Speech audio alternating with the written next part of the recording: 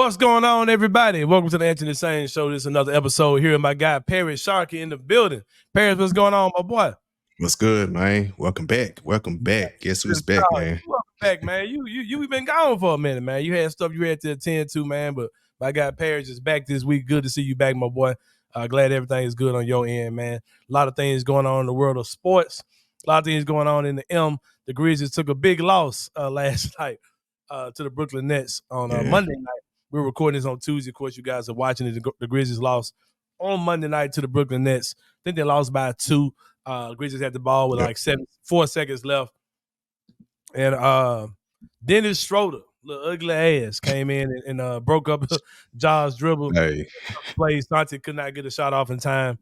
Yeah, the Grizzlies lost against Brooklyn. Today's going to be a good show, though, man. I got a good friend of mine, friend of both of ours, Meghan Triplett, who used to cover the Memphis Grizzlies for Grind City Media. Used to be the big dog in the locker room, man. Then nobody asked a question till Meghan asked a question. I'm at to mess with her about that when she comes on as well, man.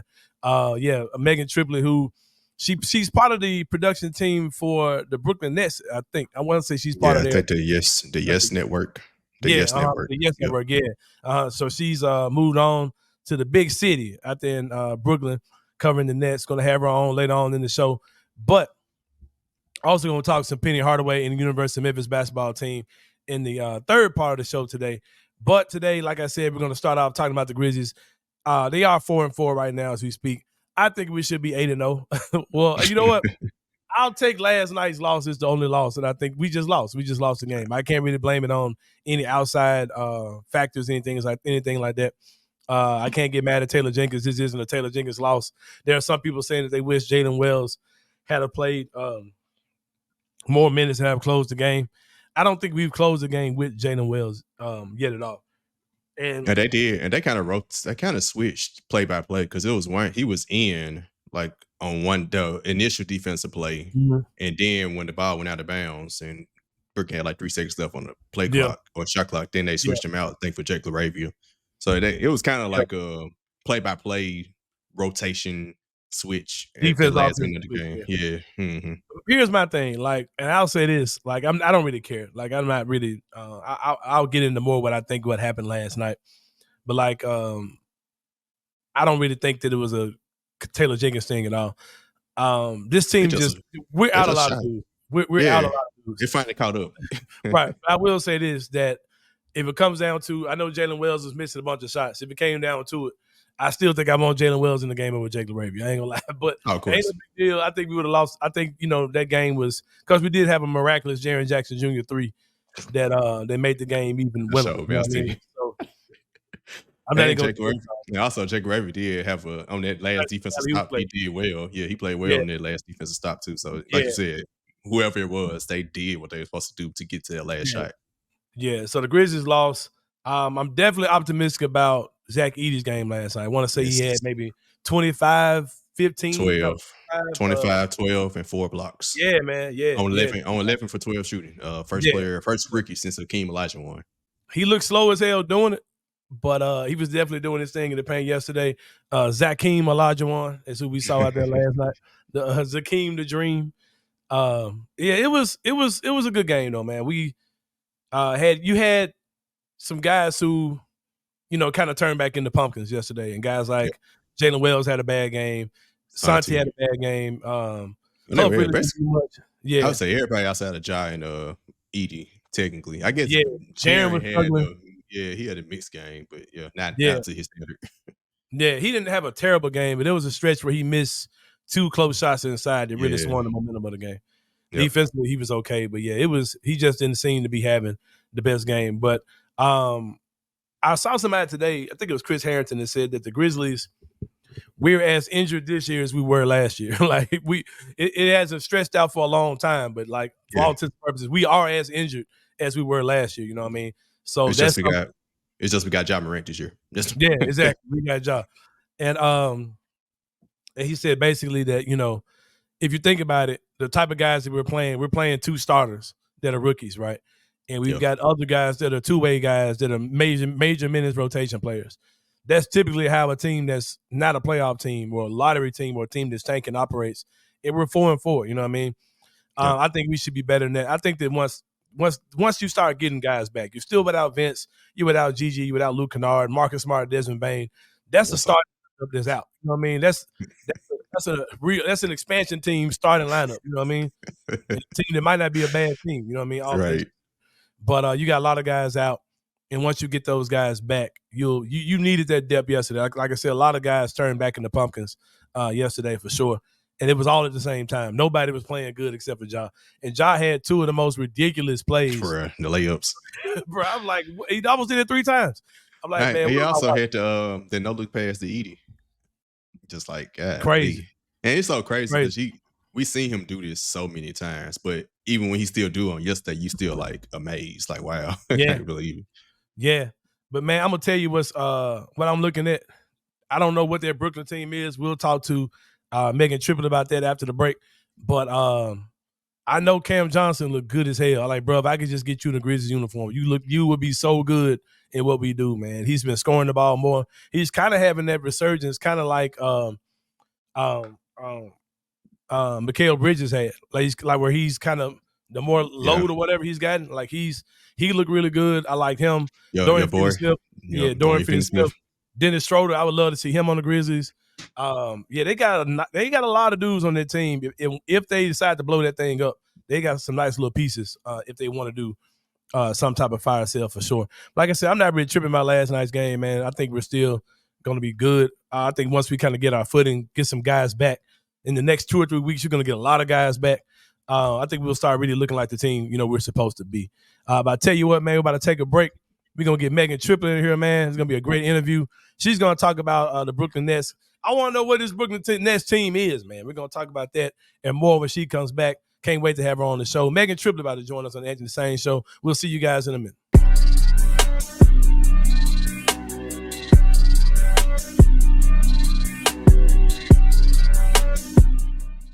The defense was good, I think, the whole time, right? I don't think anyone could truly complain too much about the defense, but it's the one thing I think it was the obvious thing is the turnovers for sure. Yeah, I think at half, Mizzou it was like 24-10 as far as points off turnovers or something. They were up 10, obviously, at the half. They outscored them by 18. And Missouri had 3 turnovers at halftime, had 11 in the second half.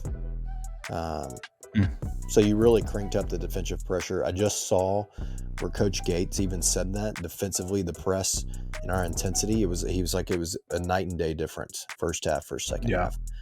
They really turned it up. Looked like a team of a Penny Hardaway coached defensive team in that second half for sure, I would say. Tune in to Tigers Untapped with TJ Willis and Trey Lasley every Wednesday at 3 p.m. on the Bluff City Media YouTube channel. Jalen Wells is for real good. He is. He never looked like he was out of the moment. Yep. Took some big shots. Yes. Even. And some that maybe weren't as big as shots that he took, but just looked as calm and cool in all situations. But then we moved him to the starting lineup, and it was like he elevated himself. Mm-hmm. It wasn't like he went to the starting lineup and it was like, oh, I'm out here now with Ja and Jaren. No, it wasn't I'm just out here. It was like, oh, let's go hoop. Yeah. It's going to be hell for them. Talking about Taylor and his staff. When Gigi comes back, when Vince comes back, when Luke comes back, when Marcus comes back, when Dez comes back, what do you do with Jalen? Sometimes it's like, well, these guys are placeholders until our guys get back. No placeholder. You're going to have to figure out how do we continue to work him into this rotation. Tune in to the Night Court Podcast with your hosts, Rob Fisher and Brevin Knight, on the Bluff City Media YouTube channel.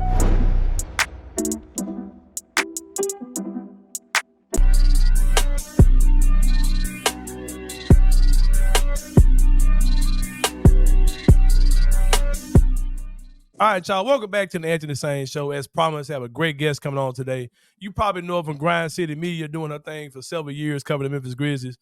She done moved on, man. She up there in Brooklyn, man. The BKN doing big things for the Yes Network, if I'm not mistaken.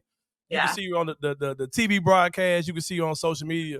Meghan Triplett is in the building. Meghan, what's going on, my friend? What's up, Anthony? It's been a long time. So Right, too long. having me on the show, having me on. Man, I'm glad you could come on, friend. Me and Paris was joking in the opening segment of the show how when you were here, didn't nobody ask nothing till you asked your first question in the locker room. I don't know who that is now. I think that's DeMichael, right, Paris? Like It's normally Mike- either him or Drew. Either him or Drew. Yeah. Okay. But back in the day, until Queen Triplett had something to say, you didn't nobody say nothing. You shut your ass up. Wait till Meghan speak, then you speak. That's how it was, man. And You guys were gentlemen, and so I always appreciated that. I just got the conversation going. That's what I'm good at. Yeah. Here's how we're gonna start it off. Let's go. Meghan, you were great when you were here. I always thought that your work was unappreciated to a certain extent. I know a lot of young ladies looked up to you doing what you were doing, especially young ladies of color. I have a mentoring group called Asylum Media Group, and young ladies in there who's part of the team. Shamaria Wiseman, she covers University of Memphis basketball, and I know she said that she knew who you were. You were one of the people that she looked up to. So, like I said, and now you're just doing it, even bigger. You know what I mean? Continue to do that. Just to start off, before we get into talking about the Brooklyn Nets, who done got on our ass twice this year, we ain't gonna talk about that right now. But just staying with that part, what is it like being a woman of color and a local Memphian, knowing the impact that you have on so many young ladies and young men who are looking to get into this journalism world? It's a true blessing. It's a true blessing. I'm still trying to figure out my path and my journey, so I'm still learning and growing. And I think the biggest thing that's helped me along the way are people that have reached back out and have helped me and are still helping me. I can call a lot of people in the industry, a lot of my really close friends still to this day, and ask for help. And so I hope to just do the same exact thing, because I don't think that there's just I think there's a room for a lot of us, and it's not just one. And we have so many talented women out here, and so I just hope that I can not just be the face, but also just be that person who can help lead the way, because so many other people came before me. So I'm just kind of just following along those footsteps, and I hope that there's gonna be so many others to come behind me as well. Well, there's always been a perception that it's hard for women, or it's hard for women of color in this journalism world. And I had my girl Rael Myers, who was on here, and she talked about how it's hard for her being a woman, it's hard for her being a black woman. Plus, she's also she's homosexual. So she was like, I got the three-headed monster of opposition coming my way, right? So where do you think the status of that is now? Do you think that things have gotten better in the last 5 to 10 years, or do you think things are easier, or about the same, have gotten worse? What do you think? How do you think it is, the climate for women in sports, especially women of color in sports? I think it's gotten better. I definitely think it has. I wouldn't have this position probably, or this job. I think that there's still a whole lot more room to grow, and we can still take even more steps. Like I mentioned, I've had a lot of mentors in my life as well, and you also see around that it's a new media space where you want to hear voices from everybody, and I think that's the biggest thing, is that as so many other sports grow and so many of the demographic growth of watching sports, there's so many women who are watching basketball, football.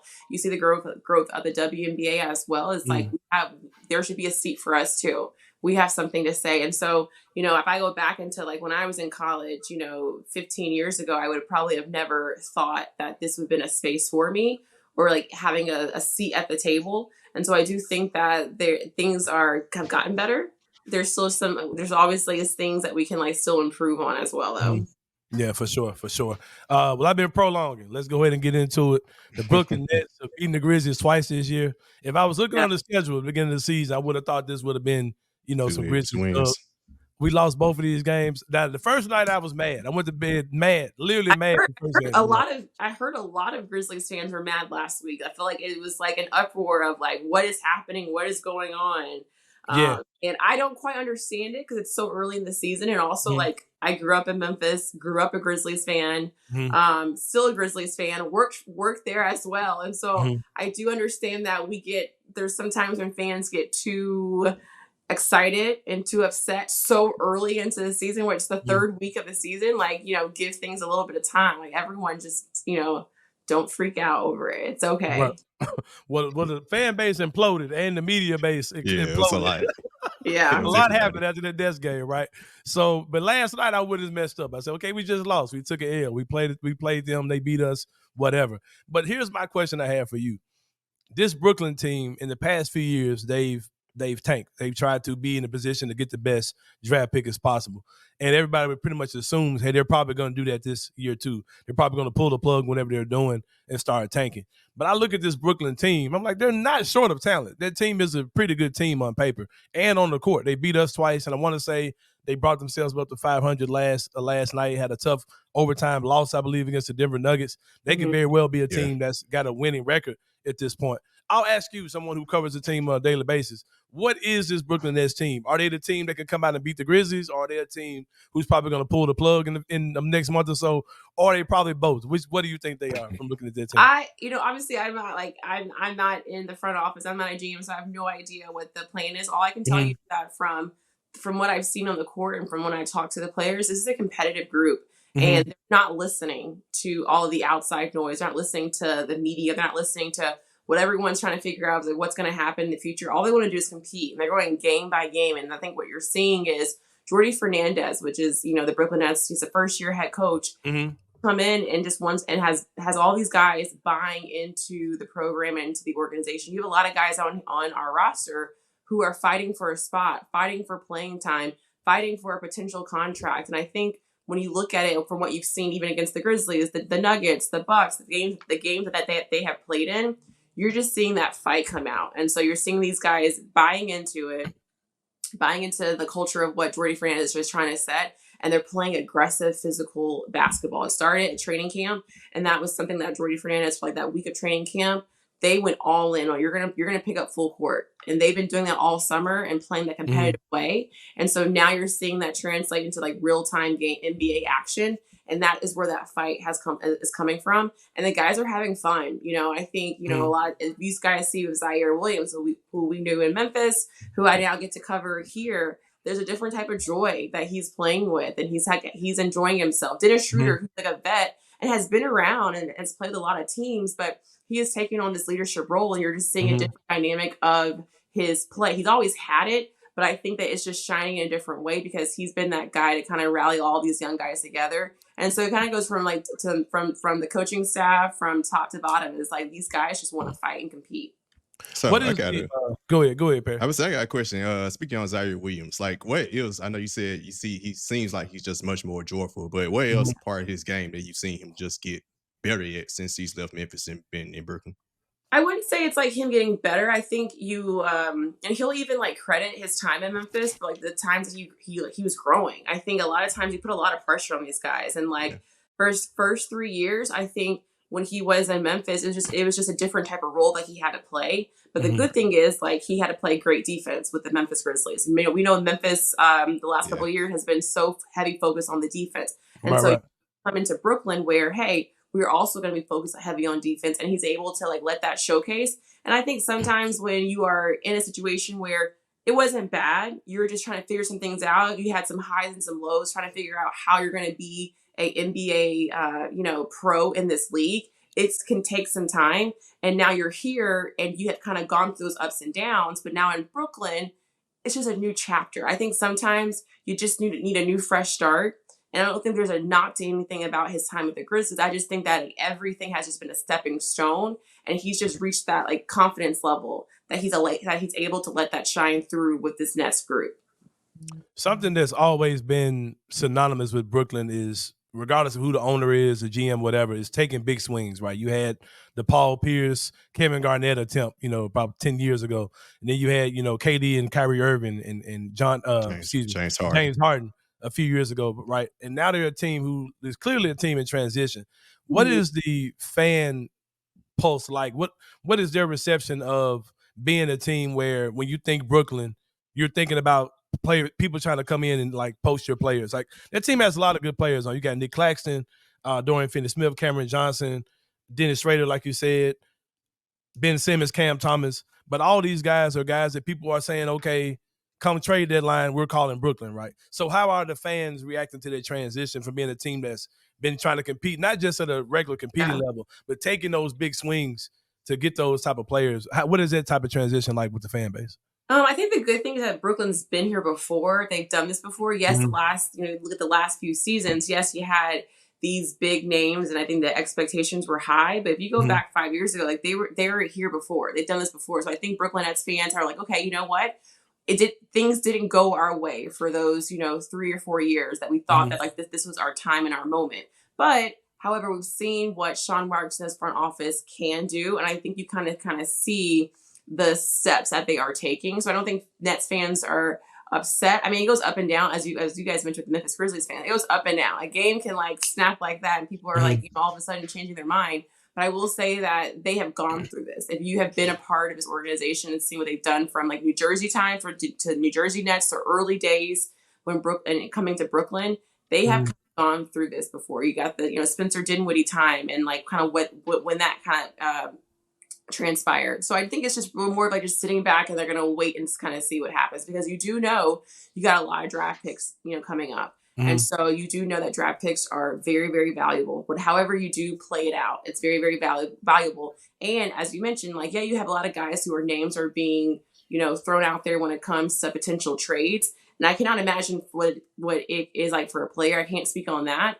But I know a lot of these guys have been here and done that before. But also, you mentioned you have Nick Claxton, who signed a big deal. And you know that like he's a guy who is like, this is his prime. And he is such a great big, and like a lot of people are talking about he should be considered for the defensive player of the year. I know that he's coming back from injury, and so when he gets back to that rhythm that we know Nick Claxton can be, there's gonna be a lot of people who want to play with Nick Claxton. Cam Thomas is just like amazing. His superpower is his ability to score, and a guy that a lot of people sometimes forget about, but it's not just his scoring ability. And now you're seeing him be a playmaker, improving on his defense. So I think when you see those things shine, and a lot of the younger guys as well, it makes you excited for what is to come and kind of how they could play this all out. Yeah, for sure.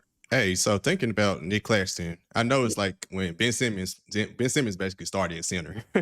So was it because of Nick Claxton's injury why he was coming out the bench, or is it just something the coach is just messing around with the lineups? Yeah, so Nick Claxton got hurt early in training camp, and so he was out all of preseason and missed a lot of training camp. And so him coming back and just finding that rhythm, the whole point of him not starting was just there's like a recovery process, and so his minutes are limited, and it's been like a gradual growing step process. And also we had a back-to-back last week, we had a back-to-back this week, 2 back-to-backs this week, and so they were staggering how he played. And so when he gets fully back to that rhythm, that was just kind of the plan that's going to play. So like last night against Memphis here in Brooklyn, that was why it was his first start. And so you're kind of seeing him just kind of get back into that rhythm. And he's even talked about it. He was like, the first couple of games, there was some fatigue because what Jordy Fernandez is asking them to do, as I mentioned, they have to play very physical, and they're picking up full court. And so your body has to be conditioned for that. And so when you have like a situation where you had a couple of weeks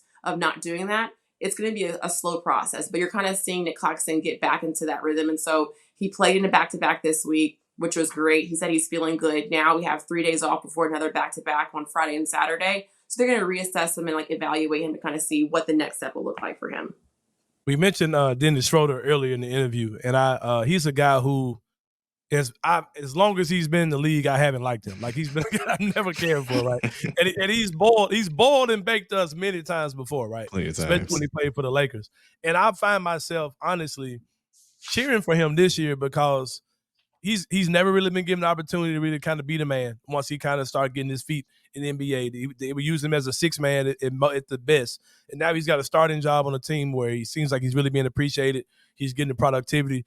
And I really pulled for him when the stories came out about him representing Germany in the Olympics, right? And how he was going through discrimination, all those type of things. And now he's carrying the flag. I ain't gonna lie, I got a little emotional for the brother. Like, here I am pulling for Dennis Schroeder's ass of all the people in the world, somebody I've never cared for. His whole aesthetic just bothers me, nigga. I ain't gonna lie. I never really cared I promise you, like, obviously there's a lot of guys in the league where you're like, they're annoying or you don't like them when they're playing against your team. And then yes, I am, but I'm pulling for that dude. I ain't gonna lie. I've never had that with Dennis Schroeder because I've always liked him. But like, I will say getting to know him and like covering him and like just hearing more about his story, the same thing, it really tugs at your heart. I really recommend, if you have the time, watching the Brooklyn Nets did a documentary on Dennis Schroeder. And so they went back to Germany this summer and they talked to a lot of family and people and coaches, and learning more just about his upbringing. It will literally wow you. And like when you get to meet his family and you see him as a dad, is with his wife and kids, his story, I think you just learn more about a lot of the players when it comes to off the court. And I think that's what really matters more. You see a lot of these guys on the court and you see what they can do. You can see them beat up on your team and like it tugs at your heart. You're like, oh my gosh, I can't stand that. But also seeing how other players do talk about Dennis Schroeder, especially a lot of our young guys. Was talking to Trent Watford a couple of days ago, and he even said, he was like, he's been probably one of the best leaders I've ever had since I've played in the league for, 4 years. And when you hear that, and you hear a lot of guys say that, it's like, that means a lot because, he's also played with so many guys and so many leaders. And Dennis Schroeder has gone through different teams and organizations, and he's learned a lot. But once again, just like back to your question about me in the industry, the biggest thing is what I think I have so much respect for people is that when you get to a certain level, how you give back and how you reach back, how you teach others and how you want to be there for others and like not want to keep the information all for yourself and want others to shine and grow as well. That says a lot about individuals. And I think that's what Dennis Schroeder is showcasing. And I think this is just a chance where we've gotten to get to know him on a deeper level because he is that guy on this team. Yeah, for sure. For sure. I ain't gonna lie. I found myself pulling for him. Like, look at me pulling for Dennis Schroeder. But speaking of Olympics though, I remember living vicariously through the homie, man. I come on NBC feed. I'm looking at Meghan Triplett on the screen covering the Olympics. Meghan, what was that experience like? It wasn't the last Olympics. That was the one. It was so right? It was great. It was amazing. It was. It feels like yesterday, but also feels like a very, very long time ago. Yeah, pandemic did that to us. Though. It was a different experience because it was during COVID, and so I was in studio. So I was in New Jersey in studio covering it, and I had like the overnight shift, and it was just like an absolutely amazing experience. Like, you get an opportunity to do something, and like there's sometimes you're just like, why me? You're like, can I do this? And then you get there, and you're like, oh my goodness, like God prepared me for this moment, and I was there for that moment, and so I had a great time. I learned so much. I learned so much about myself. It helped me in my hosting skills. Other sports as well, and like I am a huge Olympics is a big deal. Like it's a big deal in like just growing up in my life. So watching it always brought my family together, and so that was like one of those like pinch me moments of like, oh my goodness, like I'm doing this, and I had such a great support system. Like everybody in Memphis was great. My family, I appreciated everybody staying up late to watch it, and so a moment of my career is probably one of my favorites. Oh, we were cheering for you for sure. It was like it was like in them old movies, like when they was all listening to the radio to see Muhammad Ali fight or whatever. It was something like that for real. For real. Stayed up. But yeah, for sure. We proud of you on that. We're still out, Meghan. We see you doing your thing.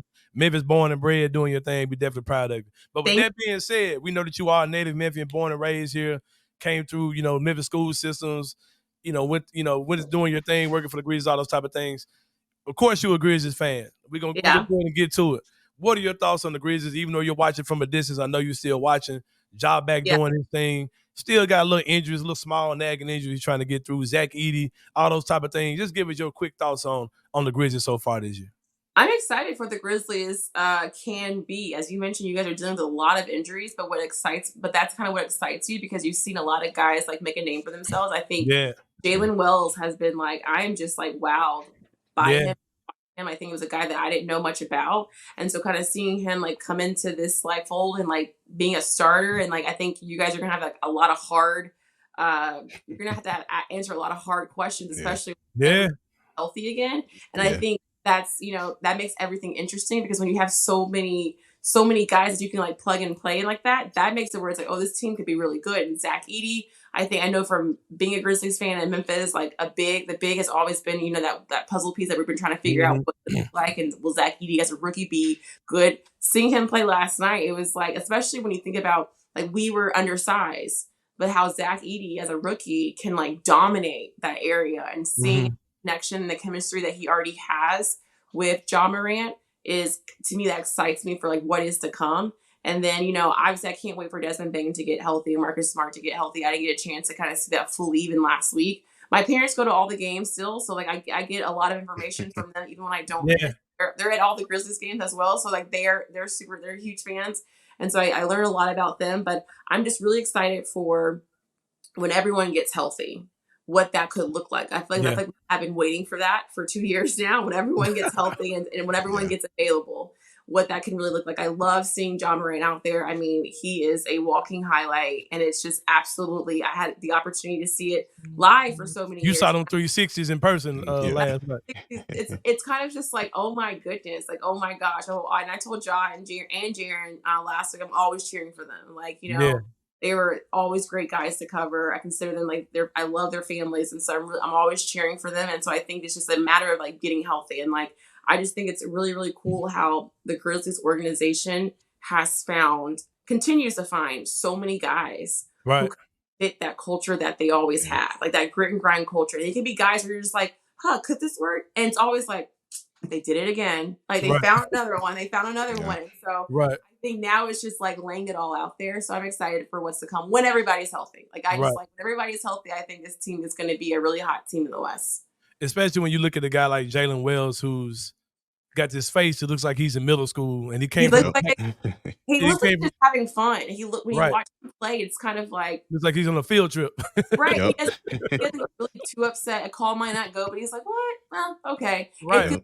It's just like this is just something he's just like naturally gifted at. Mm-hmm. And he's a dog. Like he's he's gonna be like a good defender in the league. And he's a hooper, bro. He's just hooper. Yeah, he's just a hooper. Yeah, for sure. Yeah, you think about like how that like you have him, and then also you can't forget you have like Gigi Jackson, who has the same mindset, and you have Vince Williams, who has the same mindset. And so that's like, oh man, Taylor Jenkins and this front office is going to have to figure this out, because there's just so many great guys that hopefully when they get all healthy. Scottie Pippen Jr., that was my first time really like watching him play. Yeah. And I'm like, oh, okay. Like he can go, he can go, he can find certain ways. And, you know, like I think even with last night, the only other thing is like just Memphis keeping that intensity that they need to have. It's kind of hard when you have a lot of guys hurt, but it's just like, you know, they're getting good looks. Mm-hmm. They can get those shots to start falling. They had a lot of great looks in that fourth quarter. We're just shots not falling for. Yeah. And, you know, they can can start falling, getting back into that rhythm. Like this game, I think would be very, very different. Yeah, for sure. For sure. Well, this is my good friend, Meghan Triplett. Hope you guys enjoyed it. I know we did. Man, hey, Meghan, we cheering for you, man. I know you think Memphis. Yeah. Might think you miles away. I'm not. I don't think I'm miles away, because if you know, you know. I'm always in Memphis. Oh, for sure. Oh, I'm always there. I feel as if like people always say, "Oh, you're." Then I'm like there. You know, I was there all summer. I feel like I spent all my wow. Yeah, I mean, I live part time in New York. Part time. Memphis will always be home. I'm a New Yorker too, but I'm a Memphian at heart, and I'll always be there. I still got my people there. I still got my family there. So you'll still see me walking around Costco at Hacks Cross. I'm always there, like always there. Yeah. Speaking of that, I do have another question. Media wise, like, what is the biggest difference between Memphis media and New York media? Yeah, I know it's a vast difference. It's very different. It's very different. It took me some adjustment. It took me some getting used to. And I don't know if it's like just, you know, I think it's hard because, like I said, I'm from Memphis. So it kind of still like, you know, it felt very natural, you know, and then also like there's a lot of people that in the media, you just know, you know, who've been there forever. And so you just like know everybody. And I think New York media is probably a little bit, what's the right word to say? They go there, you know what I mean? And so they go there. And I think because like here, New York fans, the fan base, they're a little tough. They're tough, and they die hard for their teams, you know. Right. You also have competition across. Like you have to think about it's Nets versus the Knicks. It's just so competitive all the time, you know. And like even now with like, you know, Mikal Bridges going to the Knicks, like how they cover that, and like how the fan bases are with that. You got Yankees and Mets, you got Jets and Giants. Like there's so many. There's competitive level, and so even with the media, you compete as well. And so, and you know, I think what it is, it's a tough love. It's a very, very tough love in New York. That's the right word to say. It's tough love. They love their teams. They love their players, and how they showcase it is a tough love. It's kind of like woo-wee. Like there's certain things I'm like, oh wow, okay. And Memphis, that's what we're doing, yeah. Right, Memphis. We're a small city. We just love our people. You know, we want everyone to be great. We want everyone to succeed. And not that we don't criticize and we don't go there. It's just, I think it's just laid out very differently. It's just laid out very differently in Memphis than I would say in New York. And then because there's just so much here. Like I'm looking out at my skyline, and it's just like, it looks like we're just all piled on top of each other, all the buildings, and we're just all all on top of each other. So like, it's very different. Yeah, that's what's up. What's up? Well, Megan, we appreciate you coming on. nice. I'll tell you that. I've been told I'm too nice here. They're Oh, like, I'm sure they do. oh, But you're you're a nice too person That for sounded real. about right. That sounded Man, about that right. sound right for real.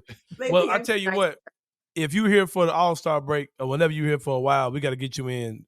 We kind of do this in studio thing we can pull out Okay, too. nice. We got to get you in and just go and chop it up for sure. But Meghan, we appreciate you coming on today. This is Meghan Triplett of the Yes Network. You probably know her from Grind City Media, one of the legends of Memphis media here in the city of Memphis, doing her thing for a nice little run, doing her thing. Glad she could come on to the show today. We're about to take a break. When we come back, it's going to be more the Anthony Sain show. We'll see you guys in a minute.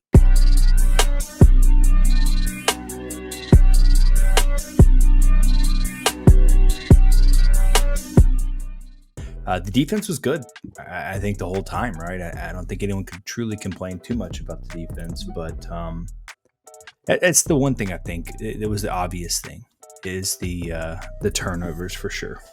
Yeah, I think at half, Mizzou it was like 24-10 as far as points off turnovers or something.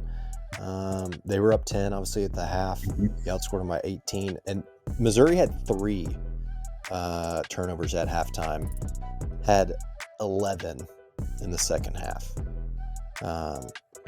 So you really cranked up the defensive pressure. I just saw where Coach Gates even said that defensively, the press and our intensity, he was like it was a night and day difference, first half versus second half.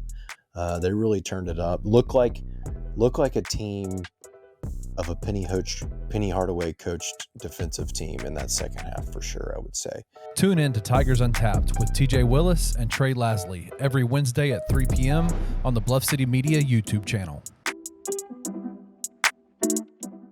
Jalen Wells is for real good. He is. He never looked like he was out of the moment. Yep. Took some big shots. Yes. Even. And some that maybe weren't as big as shots that he took, but just looked as calm and cool in all situations. But then we moved him to the starting lineup, and it was like he elevated himself. It wasn't like he went to the starting lineup and it was like, oh, I'm out here now with Ja and Jaren. No, it wasn't I'm just out here. It was like, oh, let's go hoop. Yeah. It's going to be hell for them. Talking about Taylor and the staff. When Gigi comes back, when Vince comes back, when Luke comes back, when Marcus comes back, when Dez comes back, what do you do with Jalen? This is not, sometimes it's like, well, these guys are placeholders until our guys get back. No placeholder. You're going to have to figure out how do we continue to work him into this rotation. Tune in to the Night Court Podcast with your hosts, Rob Fisher and Brevin Knight, on the Bluff City Media YouTube channel.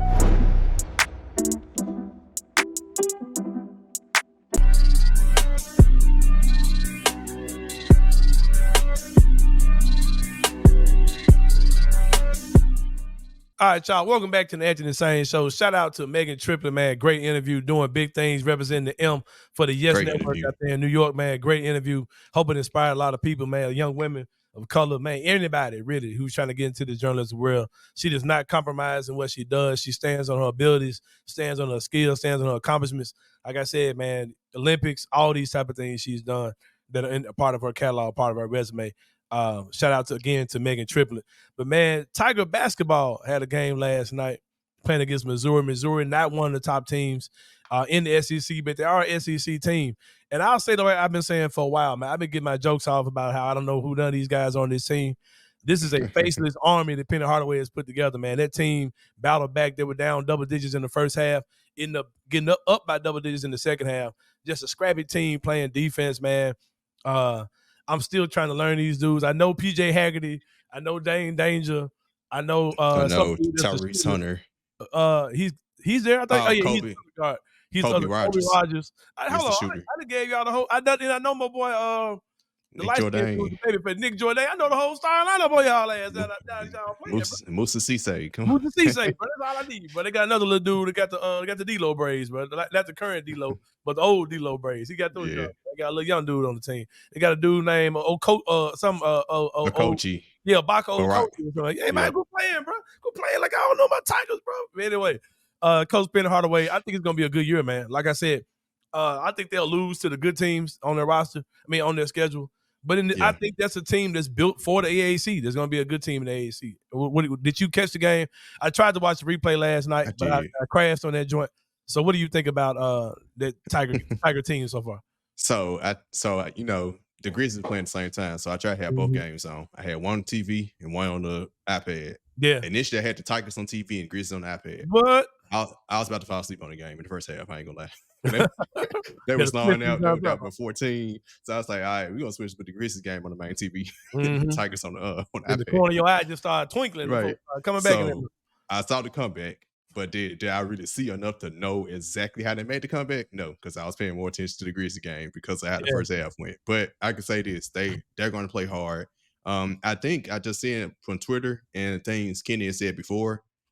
They tried and do this whole Tyrese Hunter had him be the lead ball handler in the first half. It sounded like they tried to do that again, and then PJ Haggerty, once they gave him the lead ball handling duties, that's when they got rolling. That's what happened in both exhibition games as well. So it seemed like Penny need to just get about PJ Haggerty, let him play the Kendrick Davis role, and go from there. But yeah, I think, like I said, they're gonna play hard. They came back, they won. I think they went from being down 14 to up by 10 at one point. So yeah, I think that's impressive. And it kind of reminded me of that UAB game last year. They were down by like 20 that game and came back and won by 20. So it was kind of like reminiscent of that one. Yeah, that team is gonna be fun to watch, man. I like their uniforms this year too, man. I like that. That blue gonna look hard. Maybe that's a sign of the other stuff they got. They're gonna have some cool jerseys this year. Like I said, I think this is gonna be a good year for Penny, man, for sure. Yeah, we need it because Tigers football. You know? Woo, man, so disappointed. Then Kenny told me the Navy lost too, bro. Like we had a warm in the driver's seat to get back into the conference. They lost, and they lost a bad game. They lost to Rice. Man, I ain't gonna lie, man. That Florida State guy said, man, we about to run the table. We about to run the table. Bro, I don't think Florida State has won. I think Florida State only won one game. So that way you be good win. Yeah, we ain't sorry, bro. We just mid. We mid in a mid conference, bro. That shit it's the same story every year.